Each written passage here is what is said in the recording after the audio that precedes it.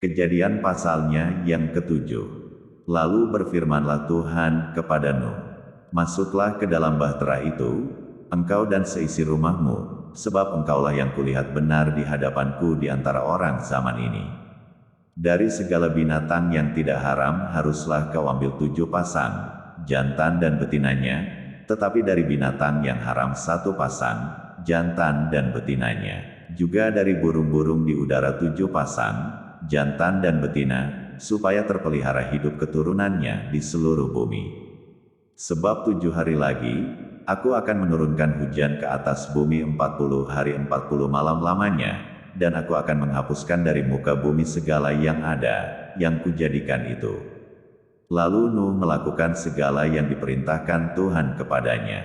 Nuh berumur 600 tahun, ketika air bah datang meliputi bumi. Masuklah Nuh ke dalam bahtera itu bersama-sama dengan anak-anaknya, dan istrinya dan istri anak-anaknya karena air bah itu.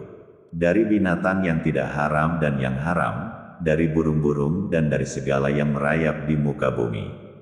Datanglah sepasang mendapatkan Nuh ke dalam bahtera itu, jantan dan betina, seperti yang diperintahkan Allah kepada Nuh.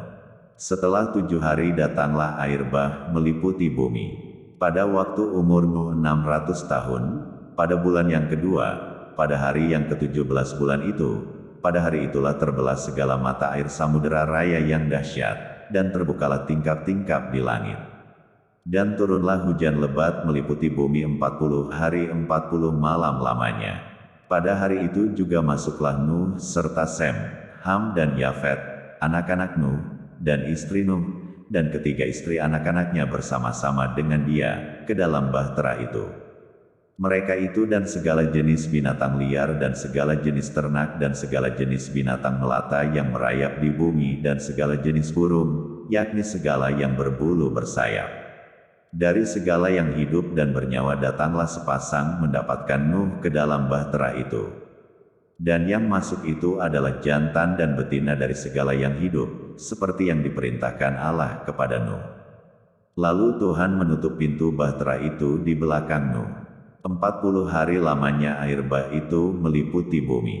Air itu naik dan mengangkat bahtera itu, sehingga melampung tinggi dari bumi. Ketika air itu makin bertambah-tambah dan naik dengan hebatnya di atas bumi, terapung-apunglah bahtera itu di muka air.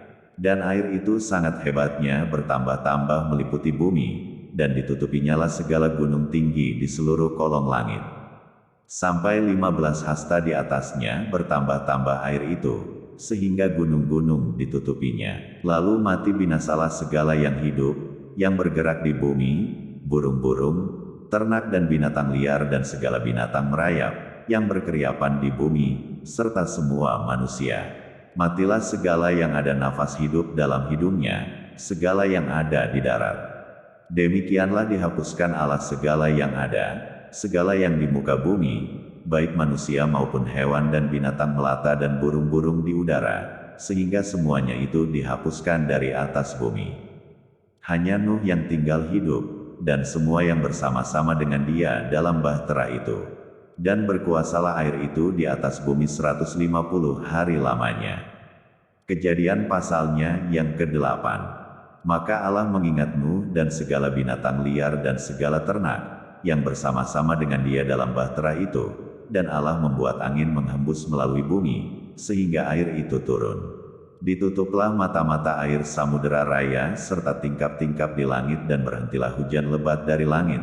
Dan makin surutlah air itu dari muka bumi. Demikianlah berkurang air itu sesudah 150 hari. Dalam bulan yang ketujuh, pada hari yang ke-17 bulan itu, terkandaslah bahtera itu pada pegunungan Ararat. Sampai bulan yang ke-10 makin berkuranglah air itu. Dalam bulan yang ke-10, pada tanggal 1 bulan itu, tampaklah puncak-puncak gunung. Sesudah lewat 40 hari, maka Nuh membuka tingkap yang dibuatnya pada bahtera itu. Lalu ia melepaskan seekor burung gagak. Dan burung itu terbang pulang pergi, sampai air itu menjadi kering dari atas bumi.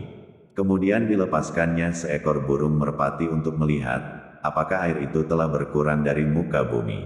Tetapi burung merpati itu tidak mendapat tempat tumpuan kakinya dan pulanglah ia kembali mendapatkan Nuh ke dalam bahtera itu, karena di seluruh bumi masih ada air.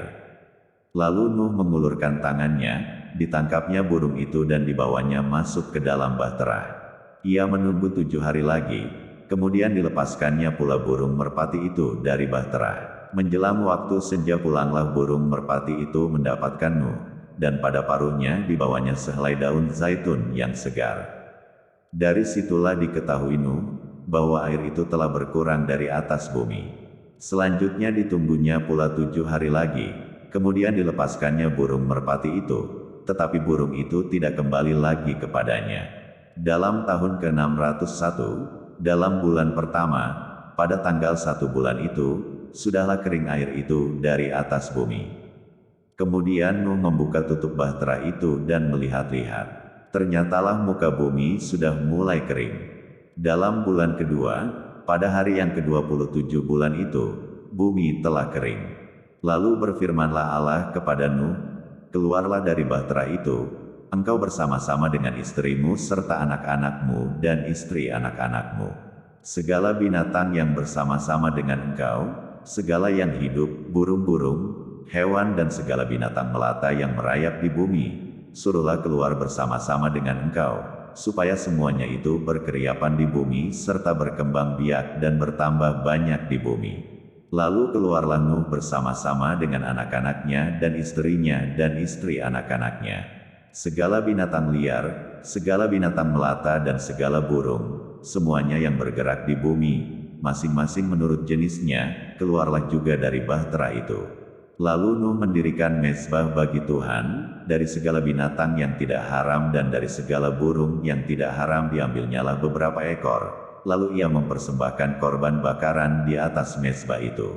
Ketika Tuhan mencium persembahan yang harum itu, berfirmanlah Tuhan dalam hatinya, "Aku takkan mengutuk bumi ini lagi karena manusia, sekalipun yang ditimbulkan hatinya adalah jahat dari sejak kecilnya, dan aku takkan membinasakan lagi segala yang hidup seperti yang telah kulakukan.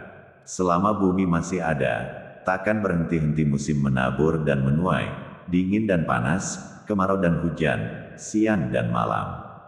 Kejadian pasalnya yang ke-9.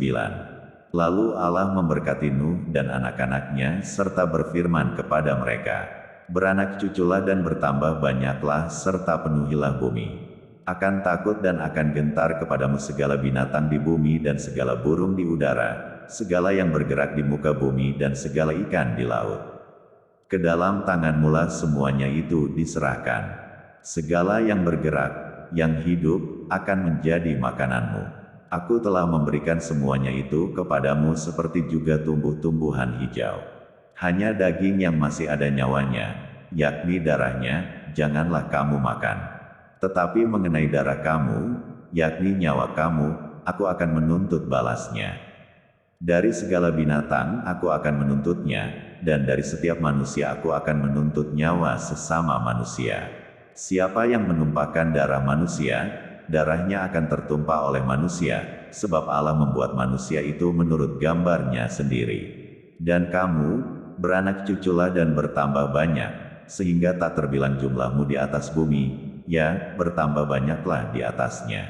Berfirmanlah Allah kepada Nuh dan kepada anak-anaknya yang bersama-sama dengan dia, "Sesungguhnya aku mengadakan perjanjianku dengan kamu dan dengan keturunanmu, dan dengan segala makhluk hidup yang bersama-sama dengan kamu, burung-burung, ternak dan binatang-binatang liar di bumi yang bersama-sama dengan kamu, segala yang keluar dari bahtera itu, segala binatang di bumi. Maka kuadakan perjanjianku dengan kamu, bahwa sejak ini tidak ada yang hidup yang akan dilenyapkan oleh air bah lagi, dan tidak akan ada lagi air bah untuk memusnahkan bumi." Dan Allah berfirman, "Inilah tanda perjanjian yang kuadakan antara aku dan kamu serta segala makhluk yang hidup, yang bersama-sama dengan kamu, turun-temurun, untuk selama-lamanya, busurku kutaruh di awan, supaya itu menjadi tanda perjanjian antara aku dan bumi. Apabila kemudian kudatangkan awan di atas bumi dan busur itu tampak di awan, maka aku akan mengingat perjanjianku yang telah ada antara aku dan kamu serta segala makhluk yang hidup, segala yang bernyawa, sehingga segenap air tidak lagi menjadi air bah untuk memusnahkan segala yang hidup.